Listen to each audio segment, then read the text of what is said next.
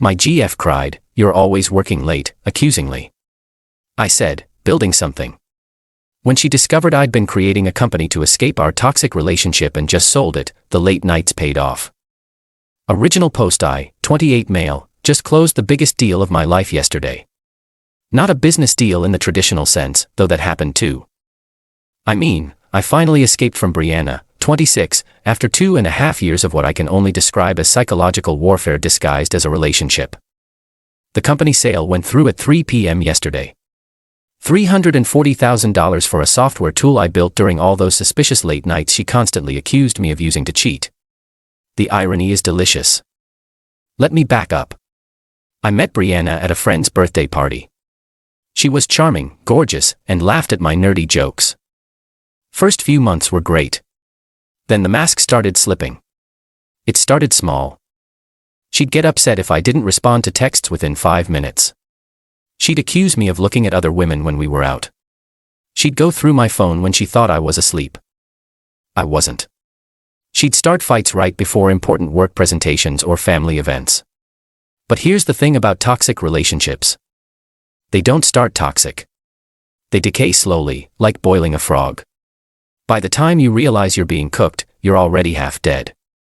8 months ago, after another screaming match about me taking too long to buy milk, 22 minutes apparently meant I was meeting someone, I realized I needed an exit strategy.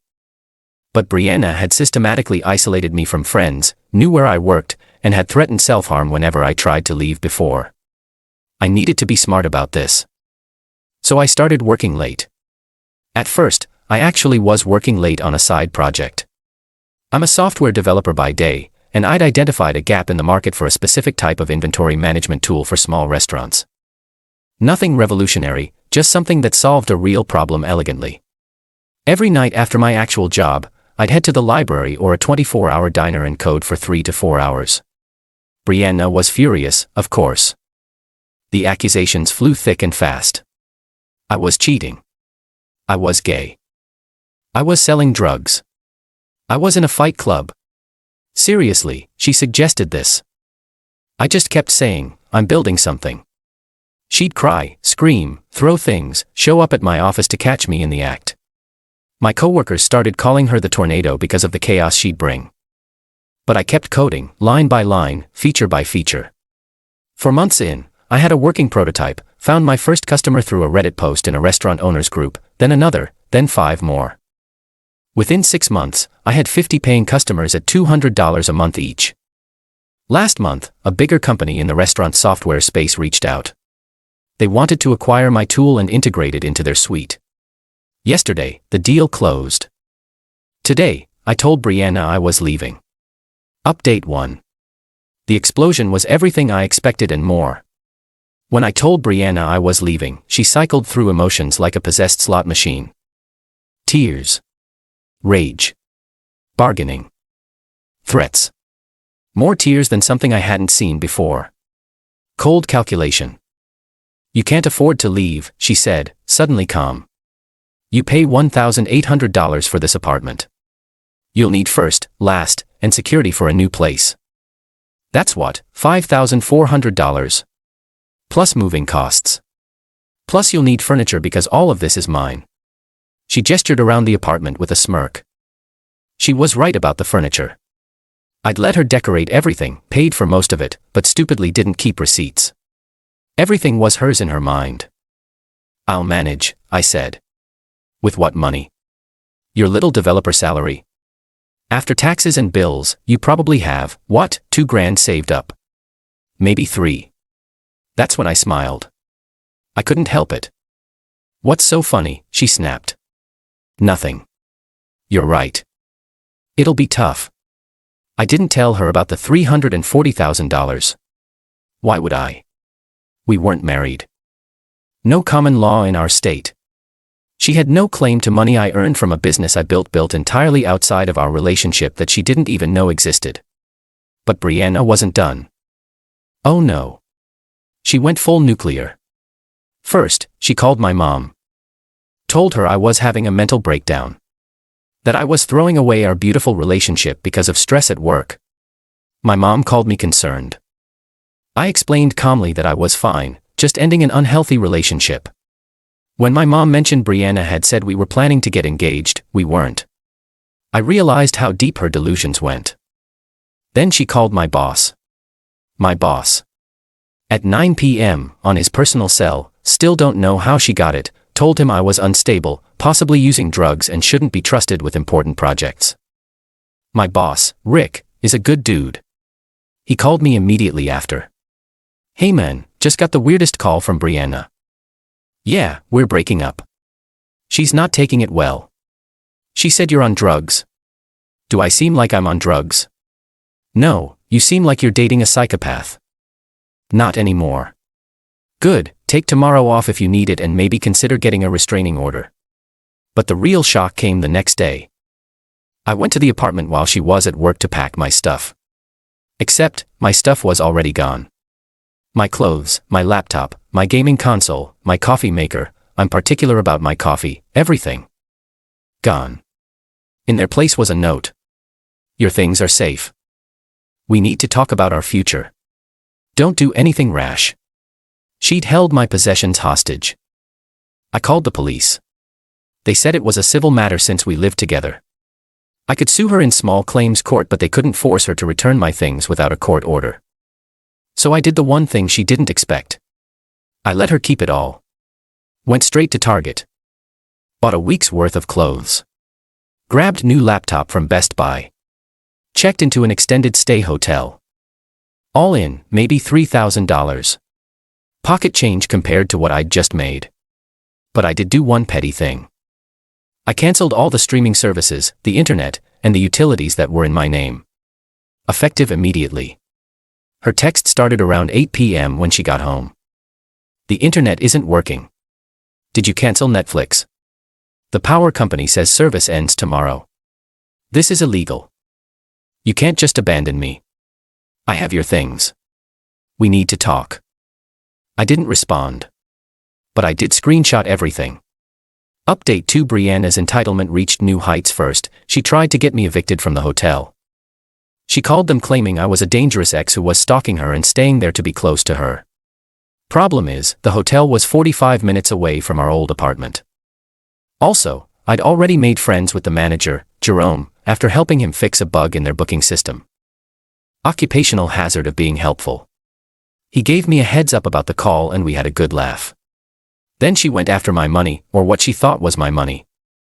She filed a claim in small claims court for $15,000. Her reasoning: emotional damages and 2.5 years of unpaid domestic labor. She actually tried to bill me for cooking dinner. Badly, I might add. The woman thought salt was spicy and doing laundry. She shrank 3 of my shirts. But here's her greed revealed something important. She had no idea about the company sale. See, I'd incorporated the business under an LLC with a generic name. All the banking was separate. I never worked on it at home. She thought my late nights were just me doing overtime at my regular job or cheating. In her filing, she referenced my software developer salary multiple times. She thought she was dealing with someone making $75,000 a year. While she was playing small claims games, I was meeting with a realtor about buying a house. Cash offer. Closing in 14 days. But then Brianna made a critical mistake. She created a TikTok. Day 1 of making my narcissistic ex pay, it started. She filmed herself in the apartment, yet she couldn't afford a loan, surrounded by my things, explaining how I'd abandoned her after years of her supporting my career. The fiction she created was impressive. According to her, she'd been the one encouraging me to work late, to chase my dreams, only for me to discard her once I got a promotion. I didn't get a promotion. The video went mini-viral in her circle. 50K views. Hundreds of comments calling me trash. But she'd forgotten one crucial detail. My cousin Harmony follows her on TikTok. Harmony screen recorded everything and sent it to me. More importantly, she noticed something I hadn't. Brianna was wearing my watch in the video. My grandfather's watch that she claimed was lost when she hid my things. That's theft. Actual, provable theft of an item worth over $2,000. I filed a police report. This time, with video evidence of her in possession of stolen property. The police suddenly became much more interested. Update 3. The house of cards collapsed spectacularly. The police showed up at Brianna's apartment about the watch. She panicked and tried to hide it, but it was literally in her TikTok. When they threatened to get a warrant, she suddenly found it and handed it over, claiming it was all a misunderstanding. But while they were there, they noticed something else. My gaming console, prominently displayed in her living room, and my laptop on her coffee table, and my clothes hanging in the bedroom, visible through the doorway. The officer asked her directly, "Ma'am, are these items yours?" She said yes. "So, you purchased this PlayStation 5? "No, but then why did you just tell me it was yours?" She crumbled. Admitted she'd hidden my things to make me talk to her. The officers informed her that withholding someone's property to coerce them is considered theft and potentially extortion. They gave her two options. Return everything immediately or they'd arrest her. She chose option 1. But while this was happening, her TikTok was blowing up in ways she didn't expect. Remember that mini viral video? Well, someone in the comments recognized the apartment complex and mentioned that rent there was $1,800 per month. Others started doing math. If I'd abandoned her, how was she affording it? Why did she have all my stuff if I'd left? The narrative started falling apart. Then Harmony struck gold. She found Brianna's Instagram from a year ago, where she'd posted about being so proud of my men working extra hours to save for our future, with heart emojis. The same period she was now claiming I was neglecting her. Harmony posted the screenshot in the TikTok comments. The tide turned. People started calling out the inconsistencies. Brianna tried damage control, posting follow-up videos, but each one had more holes than the last. Then the killing blow came from an unexpected source. Her best friend, Jessica. Jessica had been watching all this unfold and finally had enough. She posted her own TikTok. "Storytime, my best friend, is lying about her ex for clout. Here's what really happened." She exposed everything. The constant accusations. The showing up at my work. The threats of self-harm. She even had screenshots of texts where Brianna admitted she was training him to be better through strategic emotional pressure. Jessica's video got 200K views in 2 days. Brianna's social media imploded. She went from victim to villain overnight. She privated everything, but the damage was done. Meanwhile, I closed on my house. 3 bedrooms, 2 baths, small yard, quiet neighborhood. First night in my own place, I sat on the floor, no furniture yet, eating takeout Chinese food, and felt something I hadn't felt in years. Peace. Then my phone buzzed. An email from Brianna's lawyer. She actually got one. They were dropping the small claims case and wanted to negotiate a settlement for her emotional distress. I forwarded it to my lawyer. "Yeah, I got one too. Amazing what you can afford with 340K, with 2 words, absolutely not. Final update. It's been 30 days since I moved into my house, and I need to share how this all ended because it's genuinely unbelievable. Brianna's lawyer dropped her after my lawyer sent back a counterclaim for harassment, defamation, and theft. Apparently when he realized she'd been lying about the extent of my finances and saw the evidence we'd compiled, TikToks, police reports, text messages, he wanted no part of it.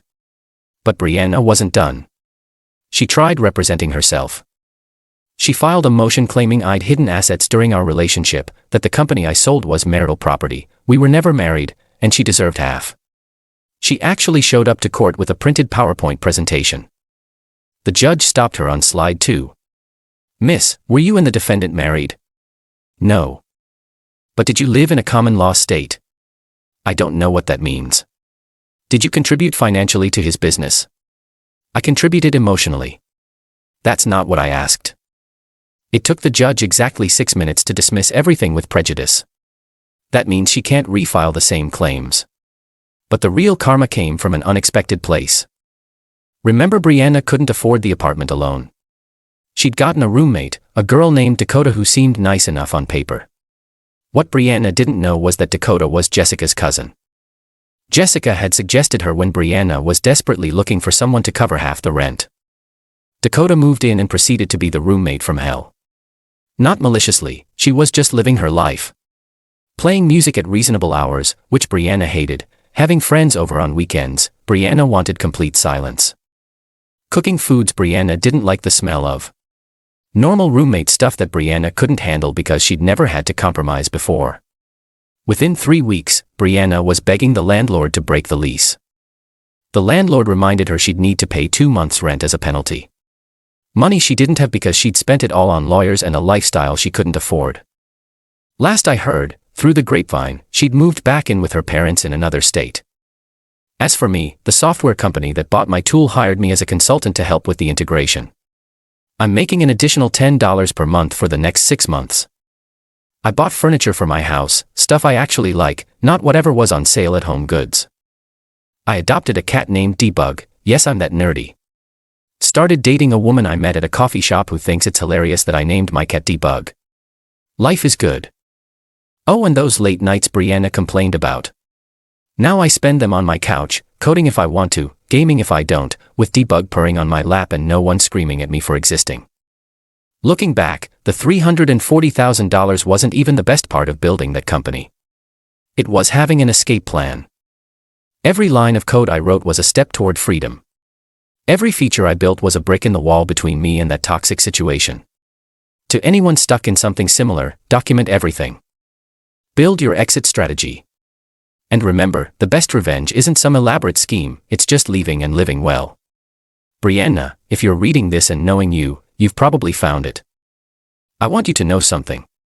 I started building that company the night you accused me of cheating because I bought 2% milk instead of whole milk. That argument was so absurd, so detached from reality, that I realized I needed to create my own reality. One where you didn't exist. Congratulations, you played yourself. Edit. Since some people asked, yes, the company that bought my software knew about the situation. My new girlfriend actually asked the same thing. Turns out, the CEO had gone through a similar relationship and recognized the signs when I mentioned working on it late at night at diners.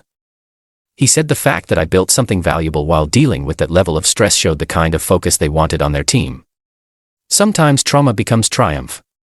You just have to code your way through it. Edit 2. For those asking about the technical details, it was a kitchen inventory management system with predictive ordering based on historical data and local events. Like if there's a football game nearby, pizza places need more supplies. Nothing that'll change the world, but it solved a real problem for small restaurant owners who couldn't afford the enterprise solutions. Sometimes the best businesses are the boring ones that just work. Final edit. I'm done updating. Brianna's mom reached out to apologize for her daughter's behavior. Apparently this isn't the first relationship Brianna has destroyed with her behavior. Her parents are trying to get her into therapy. I wish them luck, but ask them not to contact me again. That chapter is closed, Debug, and I have code to write.